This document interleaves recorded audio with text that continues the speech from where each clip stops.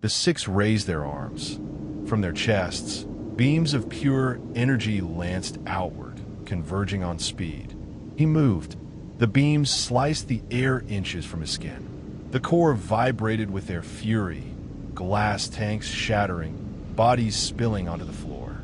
Speed darted up the tower itself, circling the beams, fists pounding into the steel. Sparks rained, but the protectors were ready. Their arms shifted, tracking him perfectly. No matter how fast he moved, they followed. Their hive mind saw his path before he took it. He couldn't outrun them, so he didn't. He stopped. For a split second, time froze. The beams converged, expecting him to dodge. Instead, he launched forward through the path of light itself. His body screamed, skin blistering, blood boiling, but he endured. He rammed his fists into the chest of the first protector, then the second, then the third. Each blow shattered steel, wires exploding in showers of sparks. Each impact rang like a bell, the choir's song stuttering into static. The last protector screamed, not in chorus but alone. A single voice, raw, terrified. No, we are eternal. Speed crushed its skull. The core erupted. The explosion tore through the Dominion, a shockwave that split the sky.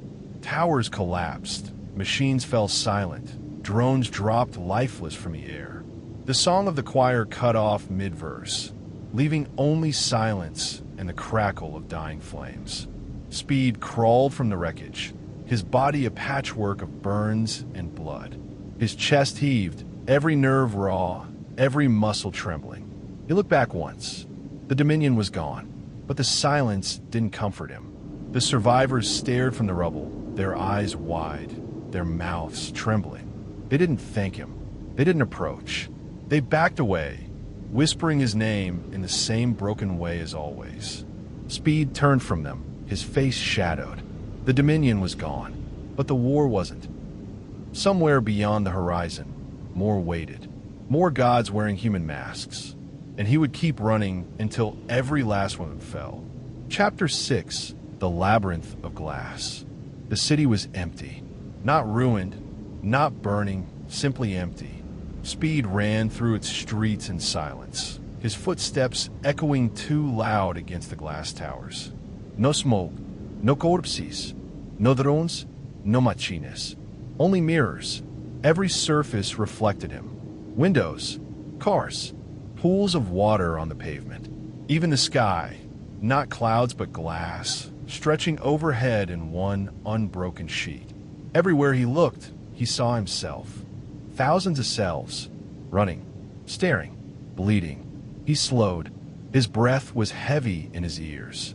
He never got winded anymore, not truly. His body healed too fast, too perfect. But here, his chest heaved like it had in the beginning, back when he was just a man who ran until his lungs nearly burst. He hated the sound. Lost already? The voice drifted from nowhere, from everywhere. He turned. His reflection turned with him. 1,000 faces smiling back. Or maybe you've always been lost. The glass rippled. His reflection stepped out. Another Speed, identical. Same black eyes, same burns along the arms, same clenched jaw. He moved the way Speed did, fast and sharp, but his grin was wider. Crueler. Who are you running for this time? The double asked. Them. He gestured, and the glass behind him filled with faces. The man and child from the Dominion. The villagers were burned by the Sun Father. The prisoners were crushed in Titan's fortress. Their mouths opened in silent screams, replaying their deaths. Speed's fist clenched. Not real, he said flatly. The double tilted his head. Does that matter? The world bent. The street folded upward like a ribbon, buildings stretching impossibly tall. The sky shattered into shards of glass, each piece falling, until they embedded themselves into the asphalt around him.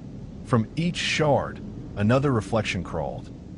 A dozen Speeds, 100, all moving at once.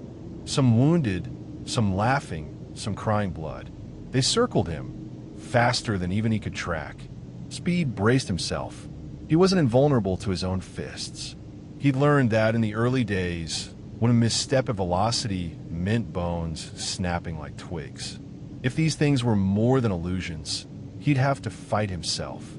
And if they were illusions, they could still kill him in the right place.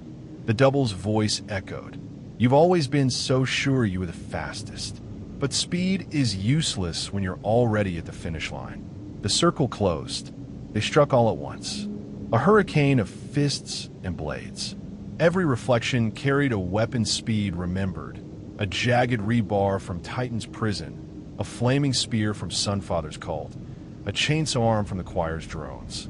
They hit him from every angle, their blows colliding with bone-breaking force. Speed blurred, slipping between them, countering breaking necks. But each one that fell shattered into glass, and two more took its place. His skin tore. His ribs cracked. This wasn't possible. And then, her voice. You're my world now, Speed. It wasn't his own echo this time. The sound was soft, melodic, dripping with madness. It came from everywhere at once. Do you even remember my name? Speed froze mid-strike. The illusions did too, as though waiting. The glass around him shimmered, and a woman stepped forward. Tall, pale, her body wrapped in a cloak of mirrors that bent light. Her face fractured into 1,000 shards. Where her eyes should have been were only black voids. Mirage, protector once, now a monster. You don't remember, she whispered. Of course you don't. You never remember them all. Too many faces. Too many corpses under your feet. Her smile spread wide, splitting her face into dozens of jagged mouths. That's why I'm here. To remind you. The city bled. Glass melted into flesh. Towers collapsed into screaming bodies. The ground writhed like muscle under his feet, veins pulsing with molten light. Speed staggered. For the first time in years, he felt dizzy, off balance. Mirage's laughter rippled through the air. Run, little rabbit. The world convulsed. Suddenly, he was back in Titan's fortress, the walls closing in, bones snapping under weight. Then he was in Sunfather's flames, skin boiling, screams tearing through his ears. Then in the Dominion, drowning in oil, machines ripping his limbs apart. Every battlefield, every death, he was reliving them all at once, each memory layered atop the other. He wanted to run, but his legs wouldn't move. He was trapped inside his own speed. Every time he tried to break free, he ended up deeper inside the maze of memory. Faster, faster, until he was running through moments instead of streets. He saw himself from outside, killing, saving, failing, leaving. Every choice lay bare. He saw the first time he killed when the protectors had turned. A woman screaming as he broke her spine. He told himself it was mercy, that she wasn't human anymore. But the look in her eyes, Mirage's voice coiled around him. You think you're the last hope? You're just another tyrant, wearing a mask of blood. How many begged you to stop? How many children did you tear from their mother's arms in the name of your war? Faces swarmed him again. Not illusions this time. Memories. They reached for him, whispering his name. His victims. Stop, Speed growled. They didn't. Stop. The glass shattered. Speed moved, faster than thought, faster than illusion. His fist cut through the false bodies, through the streets, through the world Mirage had built. Reality screamed. The city cracked, splintered, collapsed. Mirage shrieked. For the first time, her composure broke. You can't run from this. You can't run from me. Speed was in front of her before the last word finished. His hand closed around her throat. The shards of her face rippled, showing 1,000 terrified eyes. You're right, Speed whispered. His voice was hoarse, raw. I can't run from it. His grip tightened. But neither can you. He crushed her. The world imploded. Glass rained from the sky. The city dissolved into dust. Mirage's body shattered into fragments of mirror, each one screaming as it hit the ground. And then silence. Speed stood alone in a field of broken glass. His body was whole again, though his mind felt splintered. His fists trembled, blood dripping from his palms. He didn't know if Mirage was truly gone. He didn't know if she ever existed outside his head. But the battlefield was empty. The reflections were gone, and the silence was unbearable. He walked, slowly. For once, he didn't run. The horizon stretched gray and endless, broken only by ruins and smoke. The world was dying, and maybe he was dying with it. But there were still more protectors, more monsters wearing the memory of gods. And he would find them, one by one. Chapter 7, The Breathing Earth. The ocean had swallowed the city. What remained of the coast was a jagged maw of collapsed towers, their broken ribs jutting from the water. Waves hissed through empty windows. Somewhere beneath, entire districts lay drowned, streets reduced to trenches, homes filled with salt. Speed stood on what had once been a bridge. The asphalt was buckled, twisted upward like the back of a dead leviathan. Wind howled through the gaps. He could taste salt on the air, and something else. Look, the ocean wasn't just water anymore. It pulsed, faintly luminous, its waves rising and falling not with the pull of the moon, but like the heaving of a colossal lung. The sea was breathing. Speed didn't move. Not yet. He could hear it. Beneath the wind, beneath the waves, a heartbeat. Not one. Thousands. Every drop of water carried a pulse.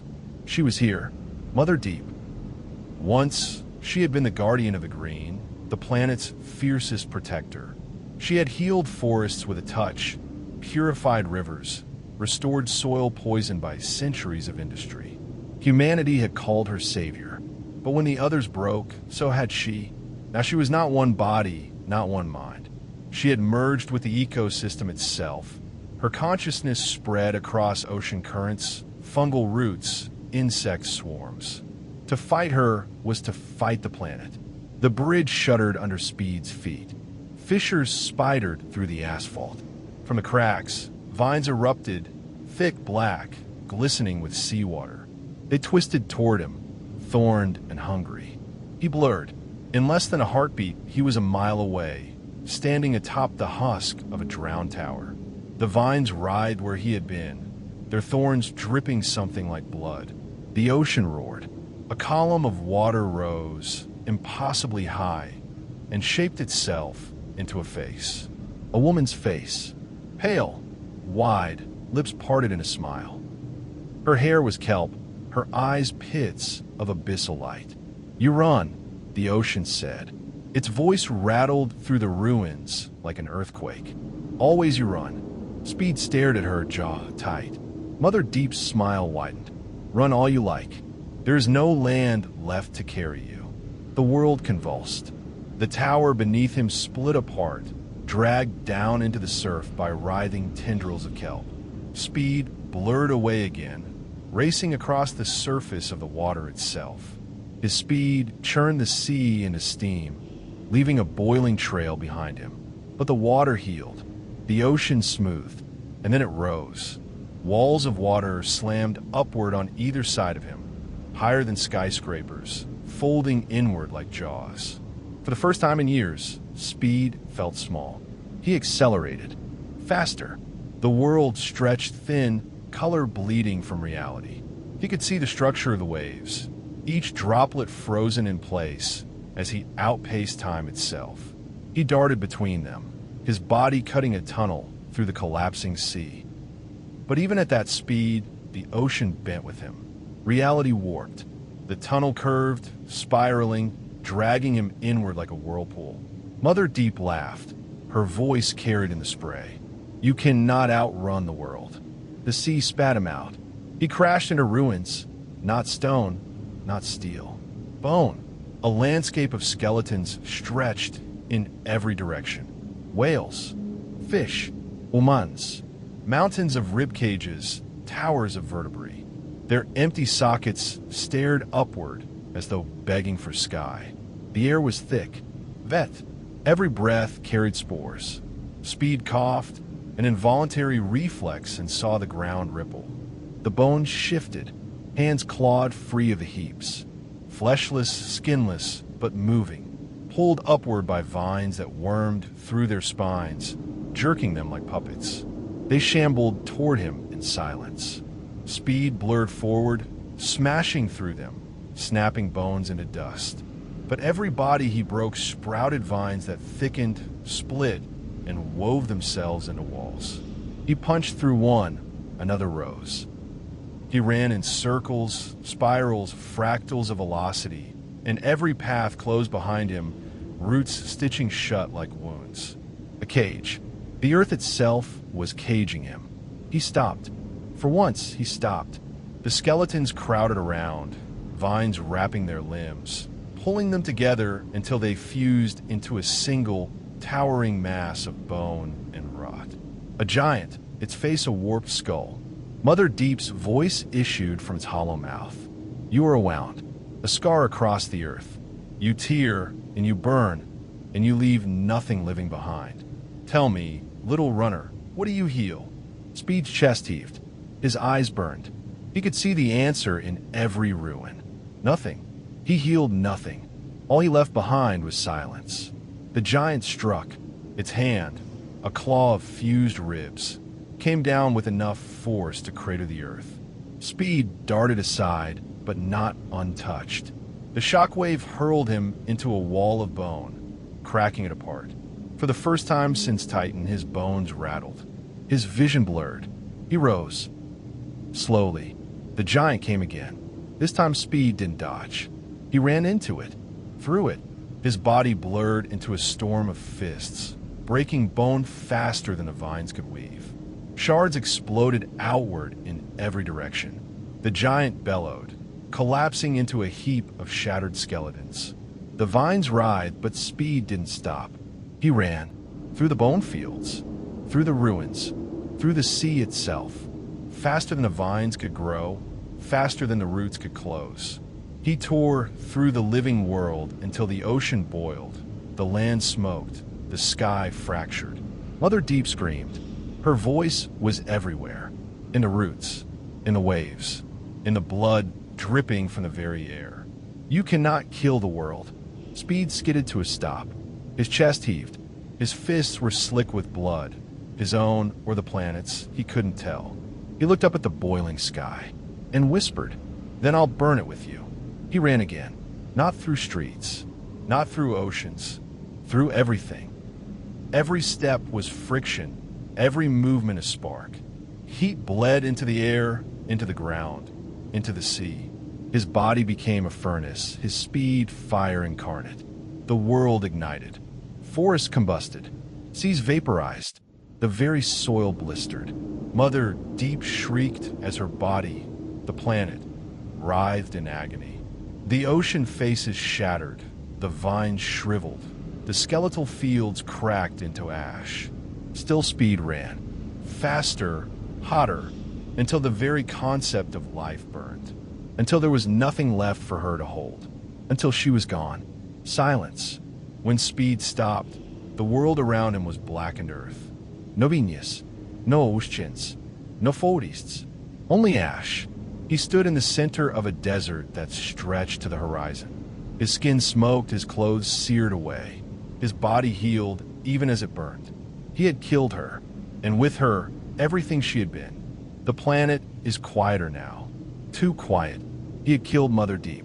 And maybe, just maybe, the world itself. Chapter 8. The Clock Without Hands. The wasteland stretched forever. Black ash crumbled beneath Speed's boots, powdering into dust that rose like smoke when he moved. The sky was a bruise of gray, the sun hidden behind a shroud of haze. The air was empty, soundless, as if the world itself held its breath. He should have kept running. He always did, but he stopped. For the first time since the protectors broke, the silence around him didn't feel like triumph. It felt like a noose. He closed his eyes. He could hear nothing, no breath, no heartbeats, no hidden survivors gasping beneath rubble. Only himself. And then he heard it. Tick. Faint.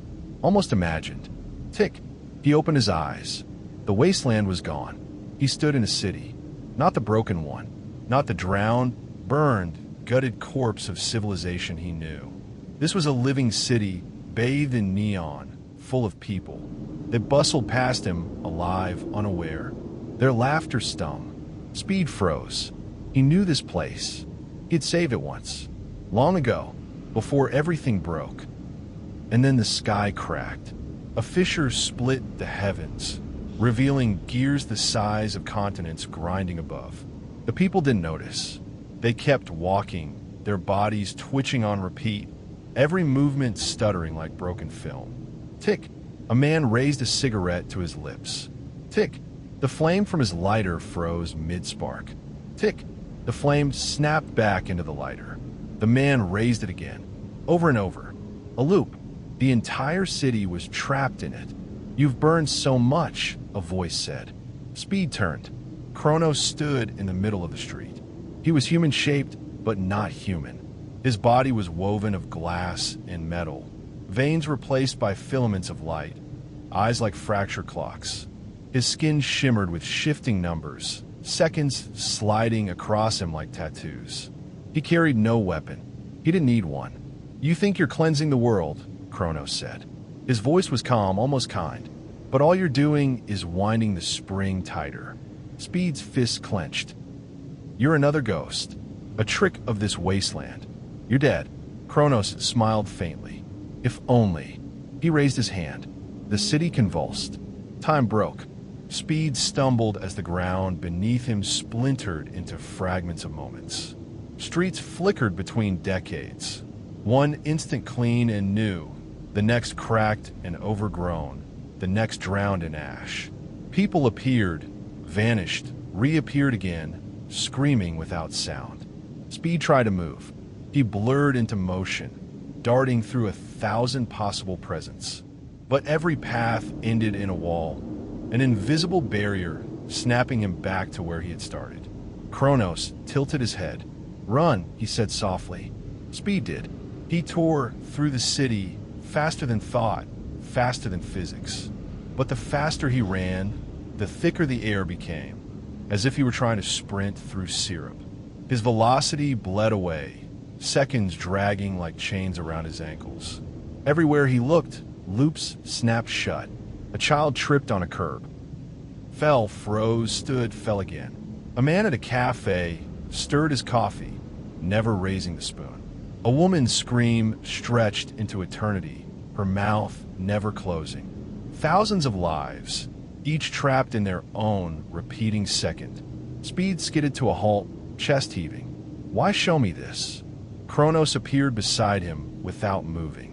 One moment absent, the next present, as if he had always been there. "Because this is what you do," he said. "You run, but you never arrive. You fight, but you never change. You are a loop, little runner. You are time's cruelest joke." Speed's temper flared. He lunged. His fists became storms, a blur of blows. But every punch froze in midair, his arms locked between one instant and the next. Kronos stood untouched, watching him with faint pity. "You cannot strike what is already over," Kronos whispered. With a flick of his hand, he released the stored seconds. All of Speed's punches landed at once, on himself. The shockwave hurled him across the street, bones cracking. He smashed through a wall, coughing blood, the world spinning around him. Pain seared his body. He growled. "You think you're slowing me down, but you forget." He blurred, pain screaming through him, muscles shredding and knitting back together in microseconds. "I won't stop." This time, he didn't strike Kronos. He struck the city. He ran through the loops. Every cycle he broke, every frozen second he shattered. He dragged people out of their repeating motions, tore apart the invisible wires that bound them. Loops collapsed, time unraveled. But every life he freed dissolved into dust. The boy tripped, then vanished. The woman screaming crumbled into ash. The man stirring coffee collapsed into nothing. The city emptied with every stride. Speed kept going, heart pounding. If he slowed, if he thought he might falter, and faltering meant losing. Kronos' voice followed him, calm, inevitable. "You see, to break the loops is to kill them. Freedom is annihilation." You cannot save anyone. You never could. Speed stumbled. For a fraction of a second. No less, he faltered. And in that sliver, Kronos was there. He pressed one finger to Speed's forehead. The world collapsed. Speed opened his eyes. He was standing in the subway station again. The survivors. The man with the rifle. The woman. The child. He knew this moment. He had been here before. He tried to move. Couldn't. His body was locked, a prisoner in memory. He watched himself step from the dust. Watched himself bend the rifle. Watched himself crouch before the boy. "You're quiet," his own voice said. "That's good. Quiet things survive longer." Speed screamed, but the sound never left his mouth. Kronos' whisper curled in his ear. "This is your loop. This is your eternity." And then the memory twisted. Not how it had been. This time, Speed didn't let them live. He tore the man's throat, crushed the woman's skull, snapped the boy's spine. Blood drenched the subway. Speed's body convulsed. No, that's not what happened. But Kronos' voice was patient, merciless. "Every choice you make is already written. Every path ends in death. Tell me, runner, what does it matter how fast you move when all roads circle back to blood?" Speed fell to his knees. He was shaking, his invulnerable body trembling like a child's. The loops folded around him. Every atrocity, every failure, every life he failed to save. They wrapped him tight, suffocating him in memory. For the first time in his endless storm of motion, Speed felt something claw into his chest. Doubt. He bowed his head, and the ticking grew louder. Tick, tick, tick. Chapter 9. The Last Run. The ticking consumed him. It was everywhere now.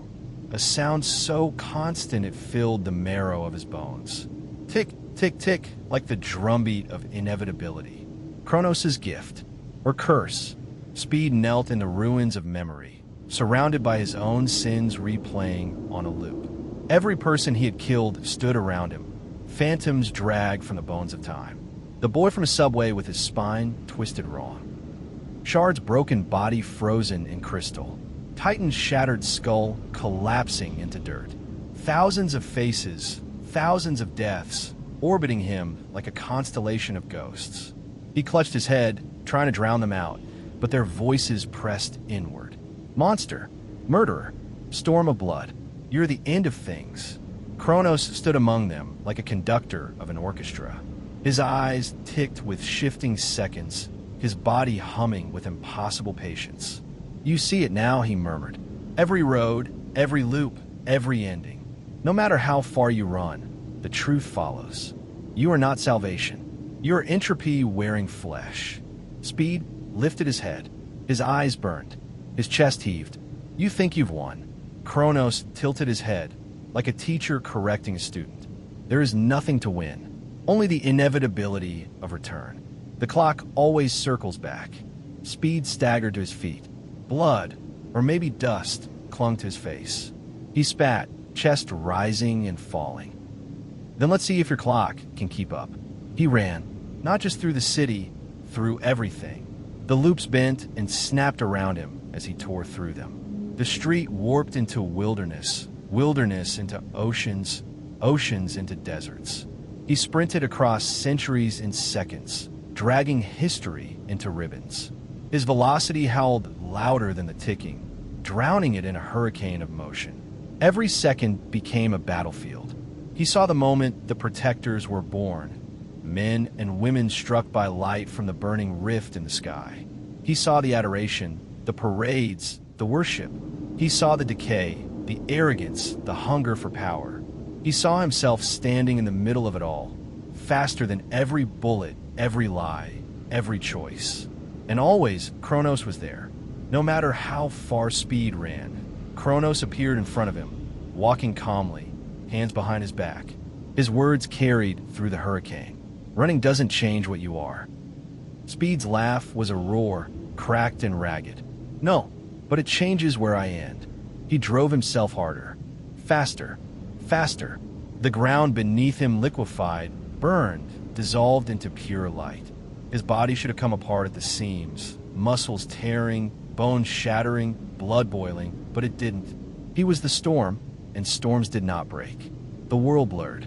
Time itself bent, stretched thin like glass about to shatter. The loops tore open, bleeding moments into one another.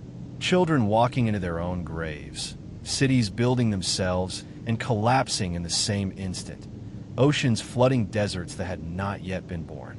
Kronos' calm cracked. His clockwork eyes flared, hands raised as he tried to stitch the timeline back together. "You'll rip it all apart," he shouted, voice straining for the first time. Speed's grin was wild, bloody. "Good." They collided. Speed met Kronos in the center of the storm. Fist to chest, chest to fist. Impact without measure. It was not sound. It was not light. It was the absence of both, a void splitting the universe. Kronos screamed as gears exploded from his body, seconds spilling from his skin like sand. His form convulsed, collapsing into shards of frozen instants. For the first time, the Keeper of Order faltered. But Speed was unraveling too. His veins burned, his cells stretching across centuries. He saw his own face at 10, at 30, at 100, collapsing inward, racing outward. His entire existence blurred into velocity. And still he ran. Through Kronos, through the loops, through the end. The wasteland returned. Ash. Silence. Speed staggered through it, his breath ragged, his body flickering like a dying star. He wasn't sure if he was alive or just the echo of himself, stretched too thin across the ruin. Kronos was gone, maybe dead, maybe trapped in a second that would never end. The ticking was silent, but so was everything else. He stopped. For the first time in his life, he stopped. The silence pressed in. He listened, really listened. No heartbeats, no survivors, no protectors, no enemies, only wind dragging across ash. The earth was empty. He had burned it clean, and now there was nothing left to run from, nothing left to run toward. His chest ached, not from pain, from absence. He had outrun gods. He had broken time. He had killed every monster he once called ally. And in doing so, he had become the last one, the storm without end. He closed his eyes. The silence was unbearable. And then he heard it, a sound so faint it was almost nothing. Not ticking, not screaming, a heartbeat. Speed's eyes snapped open. Far away. So far he could barely sense it. Someone lived. One last pulse of life in the ash. For the first time since the world fell apart, Speed felt something break through the storm in his chest. Hope. He laughed, cracked and hoarse. His body shook with it. He looked down at his trembling hands, at the ruin around him, and at the horizon where that fragile heartbeat called. "All right," he whispered, and then he ran.